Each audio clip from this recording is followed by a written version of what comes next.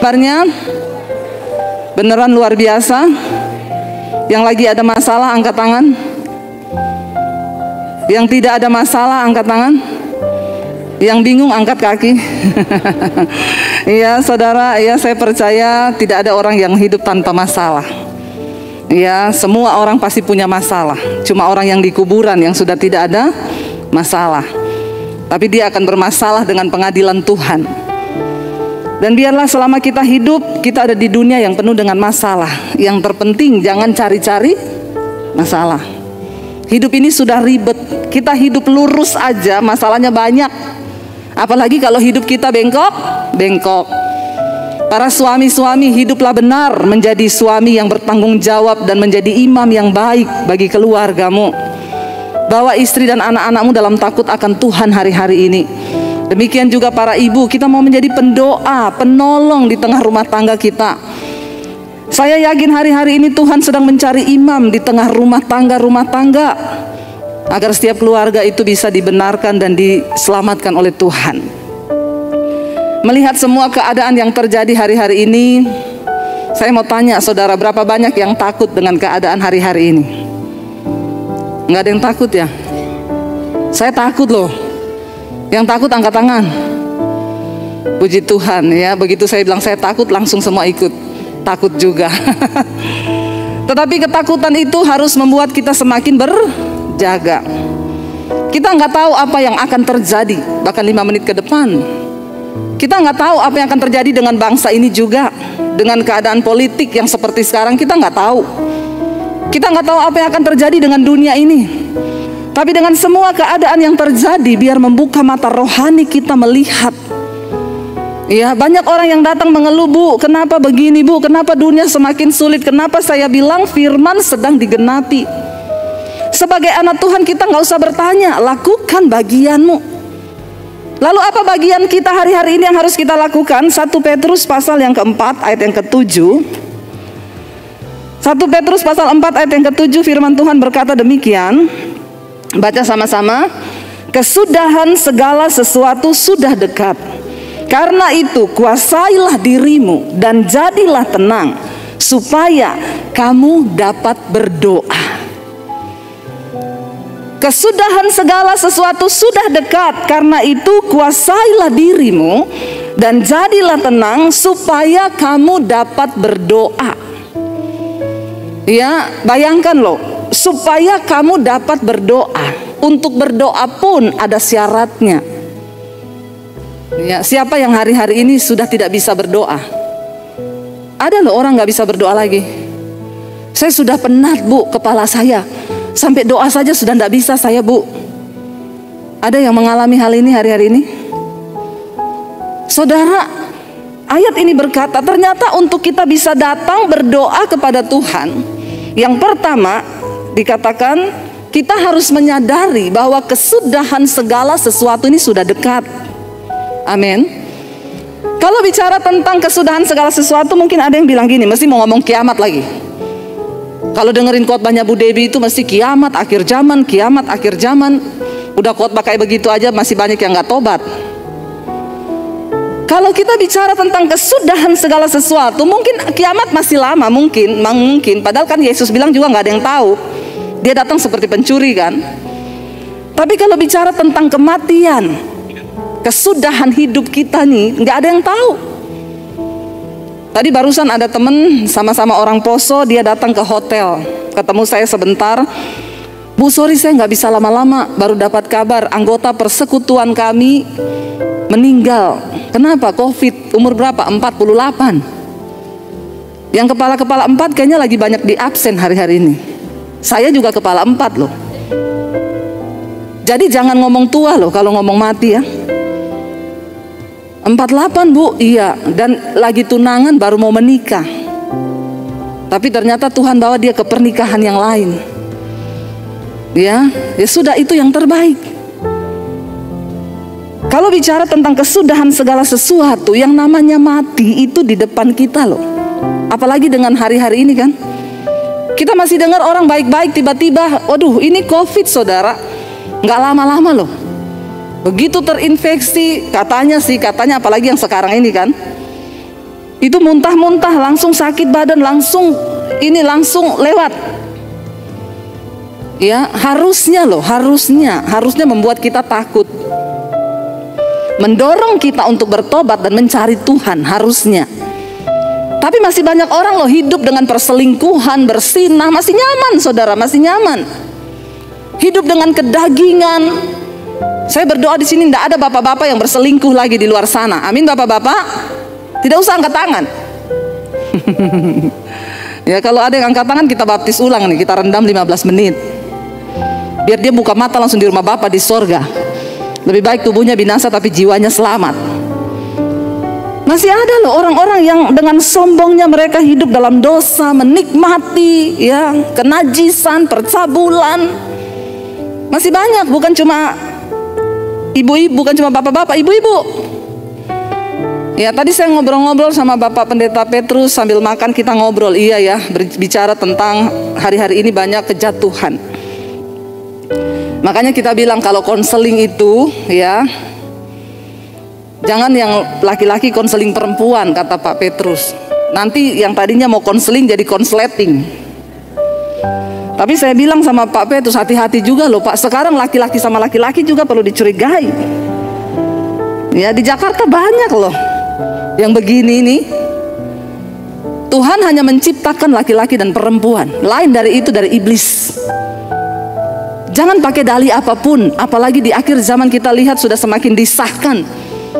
Ini tantangan bagi gereja Tuhan. Akhirnya kita, bahkan terakhir saya baca ada satu statement ya, kekristenan ini dianggap melanggar undang-undang hak asasi manusia. Kenapa? Karena melarang LGBT, pernikahan sesama jenis, itu kan hak manusia.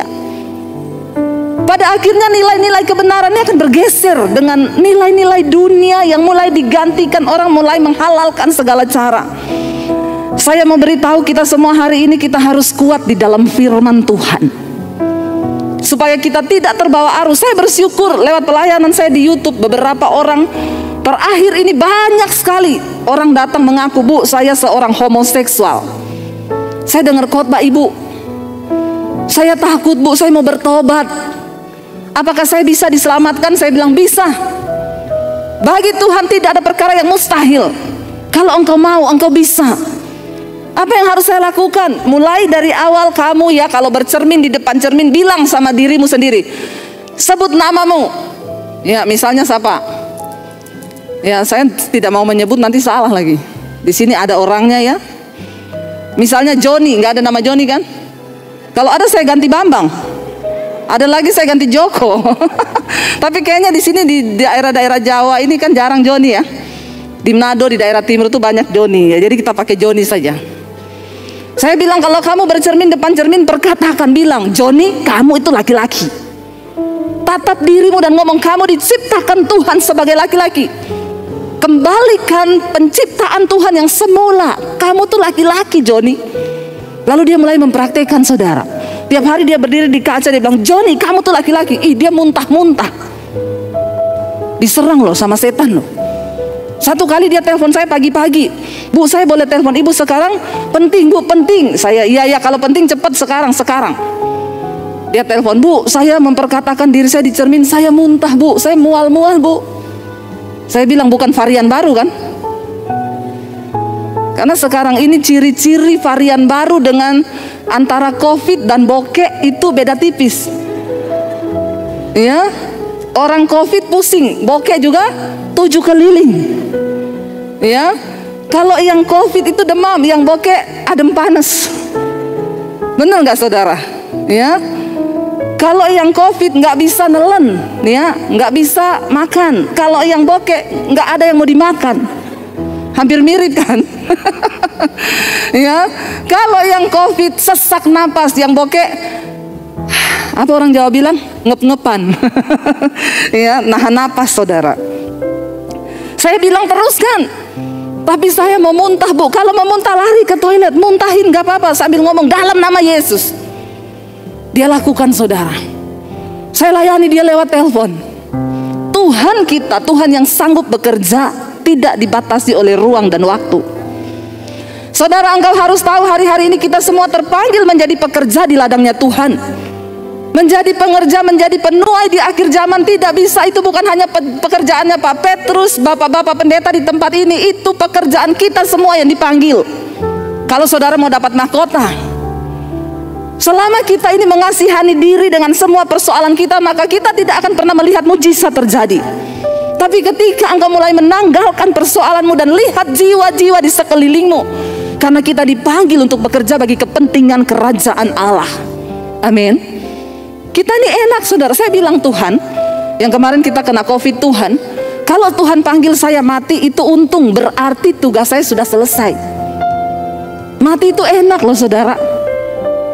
Mati itu untung, kata firman Tuhan. Saya tidur nyenyak banget. Lalu ada suara yang bilang begini, kalau kamu terusin tidurmu, kamu mati.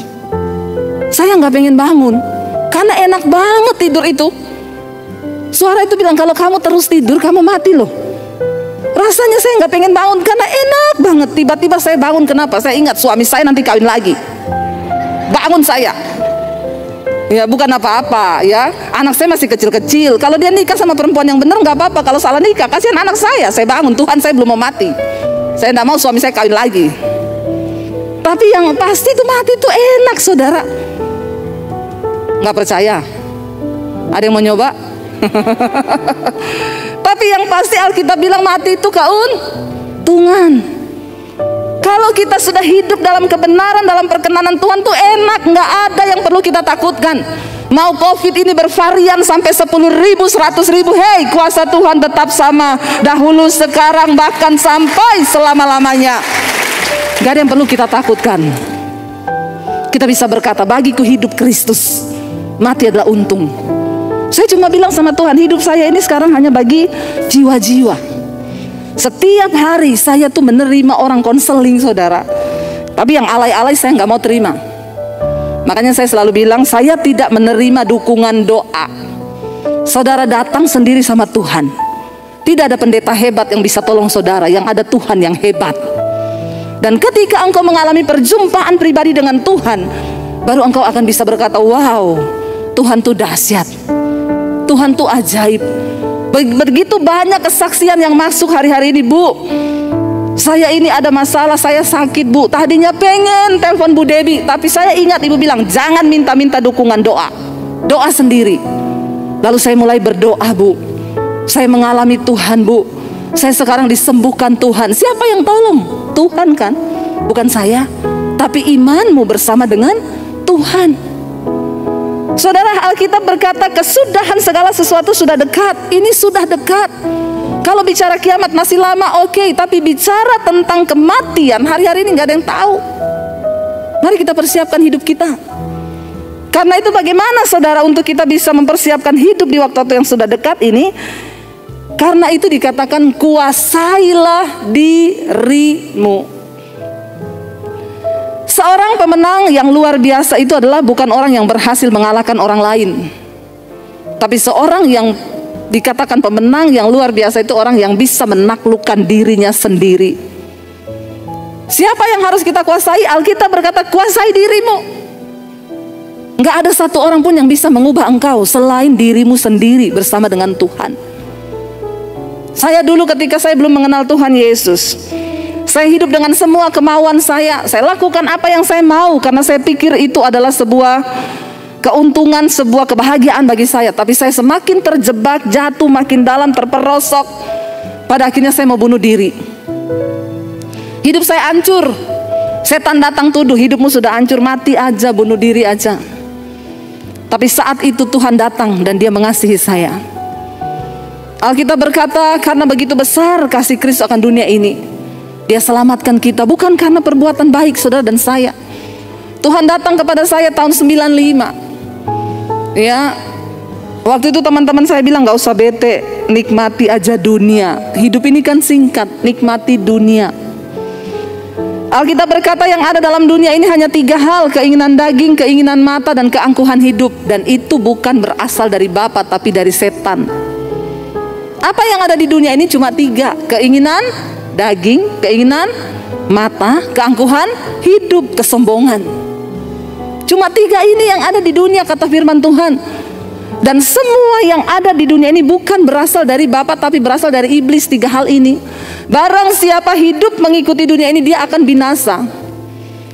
Saya dulu mengikuti dunia, keinginan daging. Apa itu keinginan daging? Percabulan, kenajisan, hawa nafsu, nafsu jahat, iri hati, kebencian. Itu semua ada di dalam diri kita. Semua kita punya daging. Tapi Tuhan berkata, Alkitab berkata, matikanlah.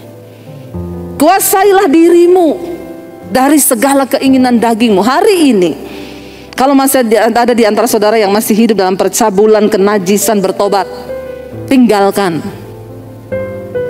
Tinggalkan saudara. Jangan ada alasan apapun. Soalnya istri saya itu, Bu, cerewetnya minta ampun. Selingkuhan saya manis, pendiam. Saya bilang itu masih masa promosi, masih iklan. Kalau sudah selesai masa promosinya, lebih cerewet dari istrimu. Ya, saudara, demikian juga ibu-ibu. Sekarang ini luar biasa saudara. Ada ibu-ibu di Jakarta konseling sama saya, Bu, saya selingkuh. Suami ibu tahu? Enggak. Udah berapa lama? 7 tahun. Pinter banget ibu menyembunyikan dosa itu. 7 tahun suami nggak tahu. Kok bisa, Bu? Iya, Bu, soalnya selingkuhan saya namanya Ani. Saudara mengerti? Mereka menjadi pasangan lesbi. Ini ngeri akhir zaman ini. Dunia itu benar-benar sudah, aduh ya, iblis dengan permainan yang begitu rupa. Kenapa ibu bisa lakukan itu? Sekarang itu lihat yang lesbi itu bukan yang rambut-rambut pendek kayak saya loh. Ya, kalau dulu kan orang lesbi rambutnya pendek, gagah perkasa, mirip-mirip saya begini. Saya ini wanita tulen loh. Ya, saya sampai pernah ada bapak-bapak itu WA ke saya, Bu, dulu saya suka nonton khotbah ibu. Sekarang tidak lagi. Kenapa? Dimarahin istri saya. Kenapa? Kata istri saya, kamu jangan nonton Debbie Bashir itu, dia tuh transgender. Oh haleluya. Saya dituduh transgender. Saya bilang, siapa yang ngomong itu, Pak? Saya melahirkan anak loh, Pak. Kalau transgender tuh tidak bisa melahirkan loh.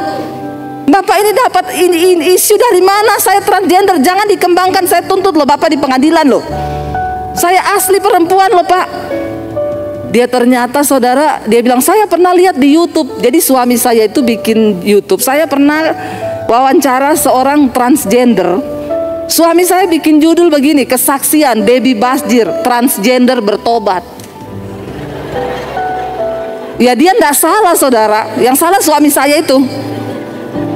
Tidak ada komanya, tulisannya Debbie Bashir transgender bertobat. Jadi dia cuma lihat judul, dia tidak melihat isinya. Istrinya bilang, nih baca nih judulnya, jangan dilihat. Oh haleluya. Ya, jadi kalau saudara mendengar di luar ada desas-desus saya transgender, ya tolong diklarifikasi. Saya ini wanita tulen. Ya, saya melahirkan anak. Saudara, saya ketemu beberapa orang konseling yang lesbi. Itu bukan rambut-rambut pendek loh. Rambutnya panjang, bener-bener wanita. Tapi jadi pasangan lesbi. Coba dunia sedang terjadi apa hari-hari ini? Kita harus tahu bahwa ada penghukuman, ada penghakiman yang akan Tuhan lakukan ketika orang hidup. Ini perkara serius. Tolong bapak-bapak dan ibu-ibu perhatikan anak-anakmu. Ya, anak-anak muda sekarang banyak yang berperilaku aneh. Kenapa? Karena di dalam rumah tangga mereka tidak mendapat kasih sayang. Bagaimana nggak mereka memberontak dan mencari jati diri lain? Orang tua berantem terus tiap hari. Ada di sini yang tiap hari berantem? Tidak ada. Semuanya luar biasa. Harusnya, amin. Berantem, saya sama suami itu punya komitmen, berantem 5 menit cukup. Susah nggak? Pertama kali susah, tapi ketika kami mau komitmen melakukan firman, tidak susah. Sekarang kami malah nggak pernah berantem ya saya. Iya nggak saya? Ya, bener saudara. Ya jangan orang yang menguasai diri. Makanya saya suka bilang juga nih, kadang orang di gereja itu hebat saudara. Kalau bahasa roh tinggi, wah hebat di gereja. Di rumah kalau berantem juga bahasanya tinggi. Mending kalau saudara berantem pakai bahasa roh. Bener, itu bahasa roh dipakai waktu mau berantem. Jadi memang kamu tuh dasar. Lah itu kan sekalian kita usir setan, bener nggak? Saya serius ini, saya tidak bercanda loh ini. Karena ada begitu banyak orang hebat di gereja waktu nyanyi puji-pujian. Kekristenanmu itu nggak dinilai ketika engkau duduk di bangku gereja ini. Ini semua lagi kudus semua ini, nggak ada yang merokok, nggak ada yang mabok, nggak ada yang berantem. Tapi ketika engkau keluar dari gedung gereja ini, disitulah baru dilihat kekristenan yang sesungguhnya. Ada orang yang tanya sama saya, Bu, kalau pelayanan di daerah-daerah itu sering ada yang kerasukan nggak? Oh banyak di daerah. Kerasukan lagi puji-pujian kerasukan. Kalau di kota-kota besar ibu pelayanan di gereja masih ada nggak yang kerasukan? Saya pikir-pikir nggak ada loh. Iya, di kota besar hampir nggak ada orang kerasukan. Dulu pernah di Jakarta saya pelayanan di satu gereja, jemaatnya juga ribuan, lagi puji-pujian ada bapak-bapak jatuh menggelepar. Saya udah mau lari mendoakan pelepasan, saudara. Saya lari gitu, saya mau doakan dalam nama Yesus. Istrinya bilang, Bu nggak usah Bu, kenapa? Epilepsi. Saya kira kerasukan, saudara. Ternyata epilepsi.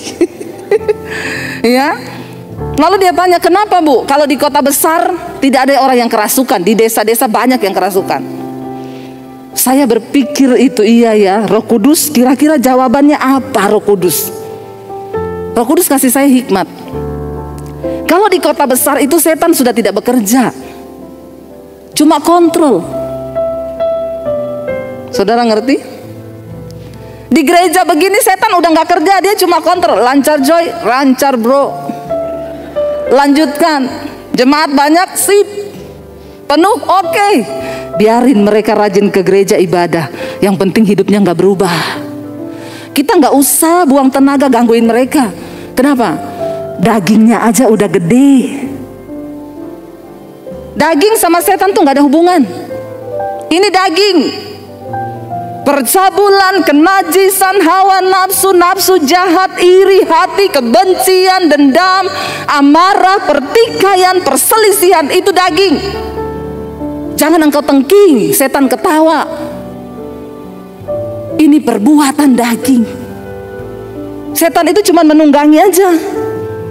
Makanya ada orang selingkuh, saya bilang, kamu kenapa selingkuh? Udah punya istri, punya suami, kenapa masih selingkuh? Gara-gara setan, Bu. Setan protes loh. Kata setan, enak di lu, sial di gua. Bener-bener setan bilang sudah tidak ada tempat aman di dunia ini. Manusia lebih setan dari setan. Jangan salahin setan, kuasai dagingmu. Kita diberikan kuasa ketika engkau menerima Yesus sebagai Tuhan. Roh yang ada padamu, kata firman Tuhan, hei, tidak tahukah engkau roh yang membangkitkan Kristus dari kematian itu ada dalam hidupmu? Wow, kalau roh itu yang membangkitkan Kristus dari kematian ada di dalam diri kita, apa yang dia tidak sanggup lakukan bersama dengan kita, saudara? Persoalannya engkau mau nggak bertobat? Engkau mau nggak diubahkan? Ada niat nggak dari kita yang kita tahu hari ini apa yang belum beres? Kita datang sama Tuhan dan bilang, Tuhan ubahkan aku. Aku suka marah-marah Tuhan. Aku mau berlatih supaya aku jadi orang yang nggak marah-marah Tuhan. Aku suka selingkuh Tuhan. Ya kalau tahunya, kalau saudara tahu saudara jatuhnya di situ, ya hindarilah daerah itu.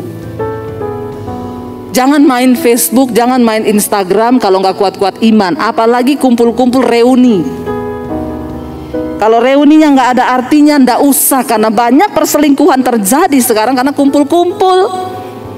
Akhirnya terjadilah hal-hal yang diinginkan. Ada oma-oma di Jakarta telepon saya, Bu, saya mau konseling Bu. Saya ketemu di satu persekutuan. Saya bilang, sekarang aja oma, saya ada waktu. Enggak, nanti aja Bu Debbie pulang, saya minta nomor HP. Saya bilang, saya ada waktu Bu, oma 5 menit cukup, oma ngomong aja sekarang. Enggak, saya enggak tega Bu. Orang konseling kok enggak tega, kenapa ya? Saya kasih nomor HP saya, begitu pulang dia telepon, Bu, saya oma yang tadi. Ibu doakan saya Ibu, saya dengar khotbah Ibu Bu, saya mau mengaku Ibu saya jatuh. Saya bilang, makanya oma kalau jalan hati-hati, licin, apalagi masuk kamar mandi hati-hati kepleset. Oma punya tulang itu sudah rawan, kalau jatuh bisa patah. Bukan itu Bu jatuhnya. Jatuhnya apa? Saya selingkuh. Astagfirullah, subhanallah. Oma umur berapa? 65 tahun. Tapi memang oma-oma sekarang itu kan eksis di dunia maya. Oma sekarang di TikTok Oma-oma umur 70 TikTokan. Sekarang lihat oma-oma bawaannya tongsis, kemana-mana live. Hai. Akhir zaman memang akhir zaman saudara. Ya sampai ada oma-oma bikin TikTok. Kamu jangan ketawain oma kalau oma TikTokan. Oma pernah rasa muda seperti kamu, tapi kamu kan belum pernah rasa tua kayak oma. Lebih baik kamu berdoa supaya umurmu panjang bisa seperti oma. Ting ting ting ting, oma TikTokan. Saya ketawa lihat itu TikTokan oma-oma begitu. Inilah sebabnya saya tanya oma selingkuh? Oma minum vitamin apa? Ini gara-gara mungkin masa pandemi ini orang minum vitamin terus, makanya jadi begini ini juga. Saya ketemu, jadi ceritanya begini Bu.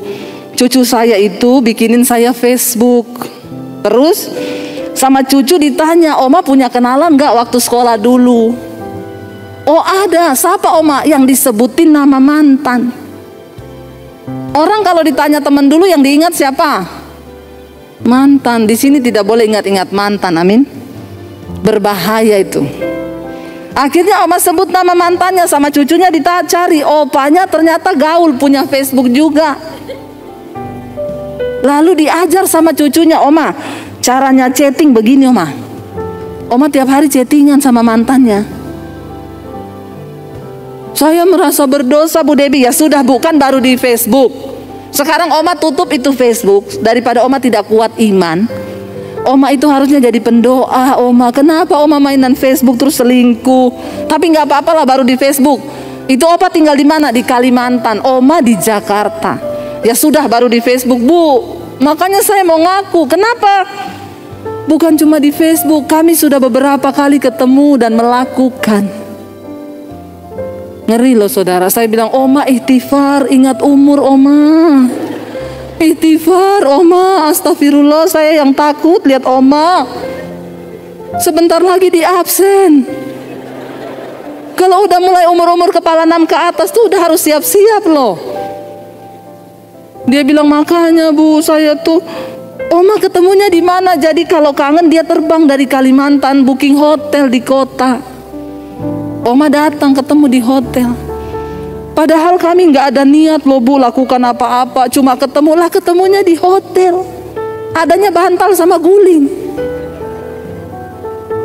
Coba jangan aneh-aneh ya saudara ya. Beresin hidupmu ya saudara, ini sudah hari-hari terakhir. Kuasai dirimu di dalam segala hal. Jadilah tenang kata firman Tuhan. Saudara, orang itu tidak mungkin tenang kalau dia ada dosa. Dosa itu pencabut damai sejahtera nomor 1 dalam hidup manusia.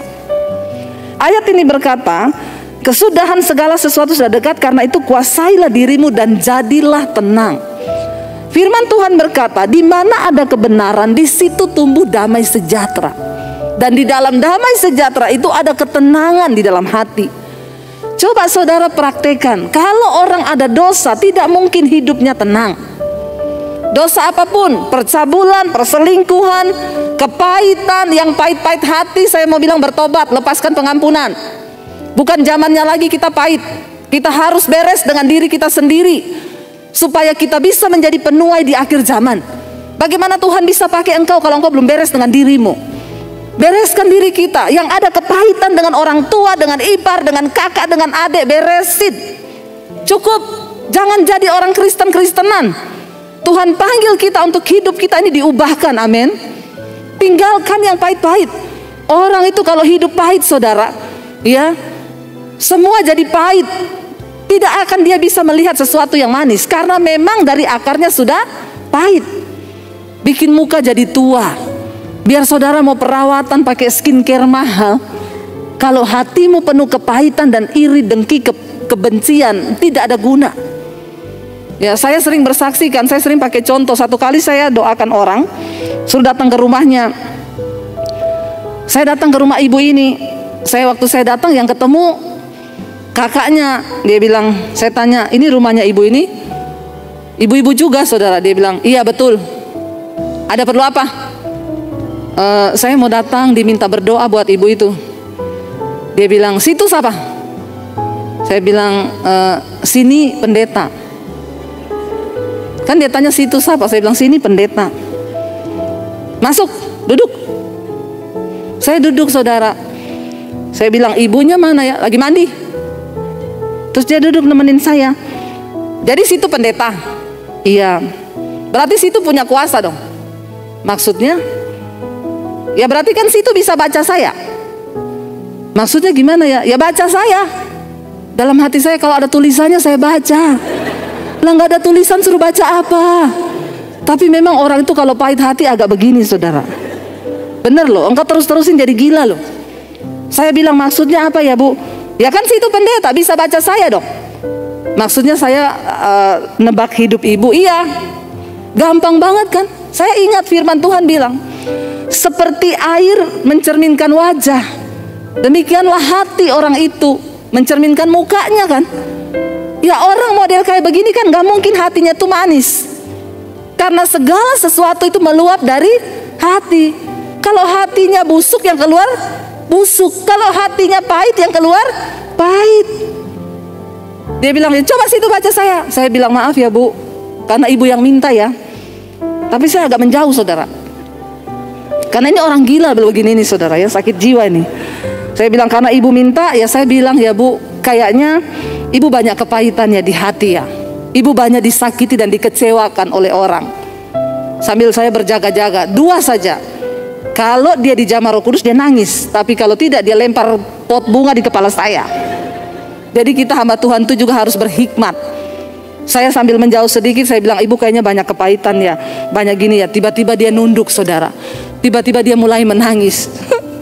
Dalam hati saya, yes, Roh Kudus bekerja.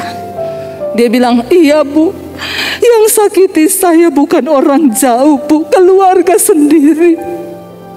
Dalam hati saya, memang orang yang menyakiti itu pasti orang yang punya hubungan dekat. Saya belum pernah layani orang kepahitan. Saya bilang, ibu kepahitan sama siapa? Sama sopir angkot bu, enggak ada. Atau sama tukang beca, belum pernah. Kepahitan sama suami, sama kakak, sama adik, karena hubungannya dekat.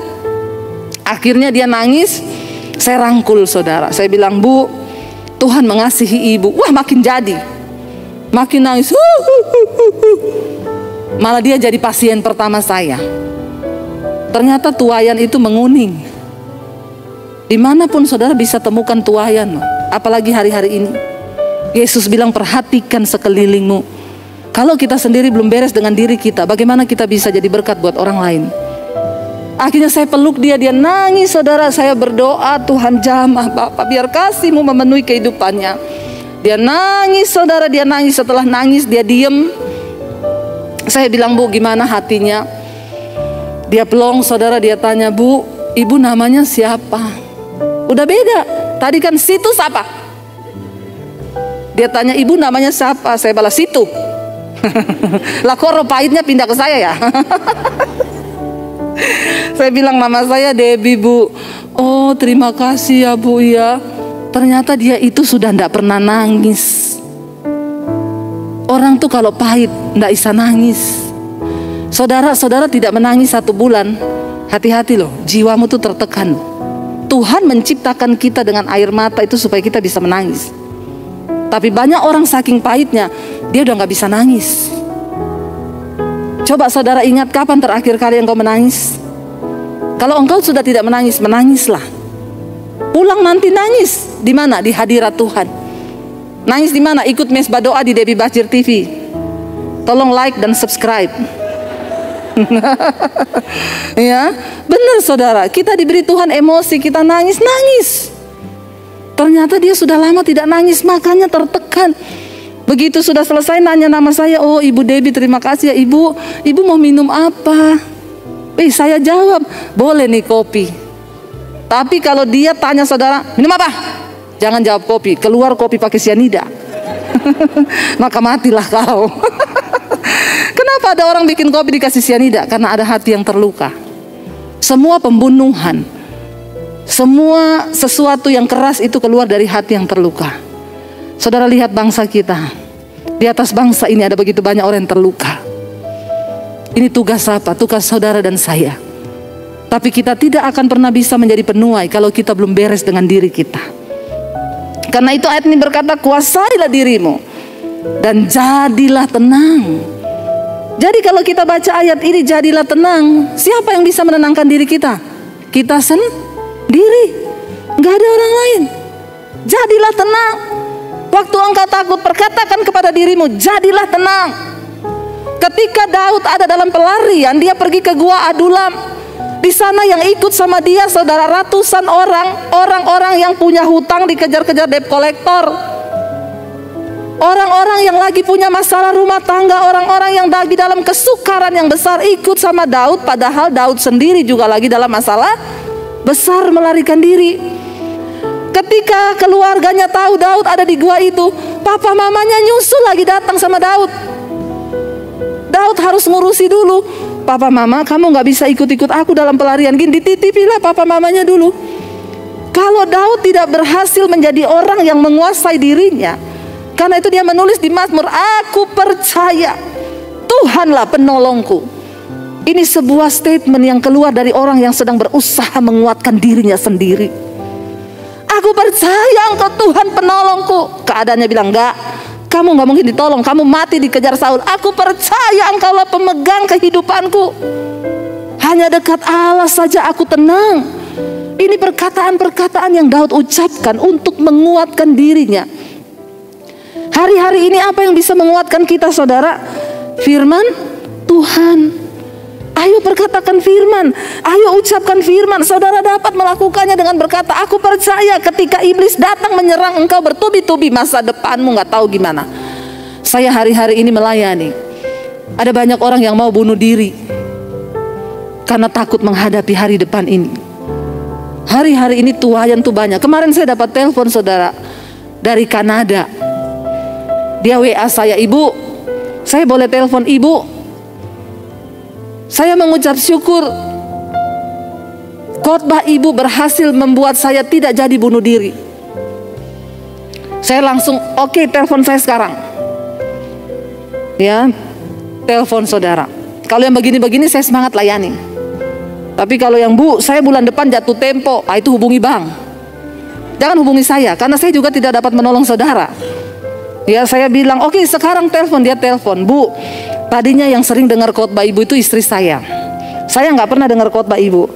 Tadi itu istri saya putar khotbah ibu, saya sambil lalu, bu. Beberapa hari ini saya sudah punya pikiran mau bunuh diri. Saya mau terjun dari apartemen. Pas saya lewat tadi di ruang keluarga, istri saya lagi putar khotbah ibu. Pas saya lewat, pas ibu ngomong gini, sekarang orang-orang mau bunuh diri itu goblok, nggak usah bunuh diri juga mati kok. Nanti juga mati, entah kena COVID atau kena apa juga pasti mati. Cuma itu, saudara, dia lewat, dia dengar itu, tiba-tiba dia disadarkan. Lalu dia tuh berlutut, dia masuk di kamar, dia nangis. Dan akhirnya dia bilang sama istrinya, saya mau dengar lagi. Lalu dia dengar semua khotbah-khotbah saya. Dia bilang, saya dilawat Tuhan, bu, saya nonton akibat dosa tersembunyi. Itu saya, bu. Saya melakukan dosa tersembunyi, saya jatuh dalam kenajisan. Dan hari-hari ini iblis sedang menuduh saya, hidup saya kacau. Saya nggak tahu masa depan saya mau bagaimana, dan dosa itu mengejar saya. Bayangkan loh, dosa tidak akan pernah membuat Anda tenang. Karena itu hari ini, kalau engkau mendengarkan firman Tuhan, bereskan hidupmu, saudara. Lalu dia minta saya doakan buat dia. Saya bilang, Pak, jangan punya pikiran bodoh untuk bunuh diri. Dia bilang, bener yang ibu ngomong, saya ingat-ingat terus, bener. Nggak usah bunuh diri juga mati kok. Jangan ada pikiran bodoh. Saudara, saya melihat hari-hari ini gelombang penuaian orang bertobat. Jadi tidak semua dari pandemi ini dampaknya buruk. Ada dampak yang positif, orang-orang bertobat, saudara.